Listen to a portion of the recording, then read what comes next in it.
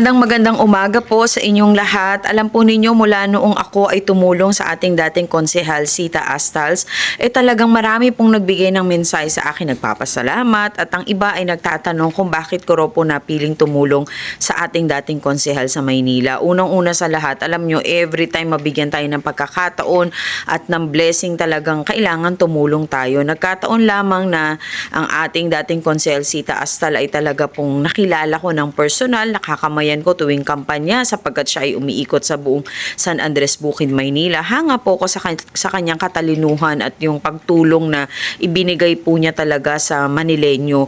Kaya naman nung nabigyan ako ng pagkakataon na ako po ay makatulong sa kanya at nakita ko ang kanyang sitwasyon, hindi po ako nagdalawang isip kung hindi talagang pinuntahan ko siya at hinanap para mabigyan talaga ng tulong, dahil ito lang po yung pagkakataon na maiparating ko sa kanya na yung kanyang ginawang kabutihan ay nakapagtanim siya ng magandang puso katulad po natin. Kaya naman huwag tayong mag-alangan kung may mga tao po tayong pwedeng tulungan, dahil hindi naman po sa lahat ng panahon ito ay ating magagampanan. Siguro sa pagkakataong ito na binigay sa akin ng Panginoong Diyos, ito po ay ginampanan ko para makapagbigay inspirasyon din po sa ating mga kababayan na hindi po natin kailangan magdalawang isip kung may nangangailangan, lalo na po kung ating kapitbahay, kamag-anak o mga kaibigan.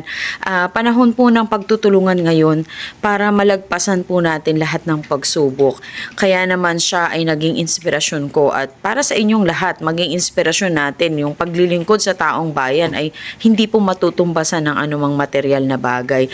Kaya maraming salamat dahil sa mga kababayan po natin na palaging nagbibigay ng suporta sa akin, ay siya namang pong nagbibigay din ng lakas para gampanan ko po yung mga bagay na ginagawa ko, lalo na po sa pagtulong sa ating mga kababayan. Muli, maraming salamat, at abangan po ninyo yung mga susunod na mga video na i-upload po natin at ng ating mga kasamahan dito sa industriya ng social media. Muli, abangan po natin ang mga susunod na magagandang mangyayari pa para sa ating lahat. Maraming salamat.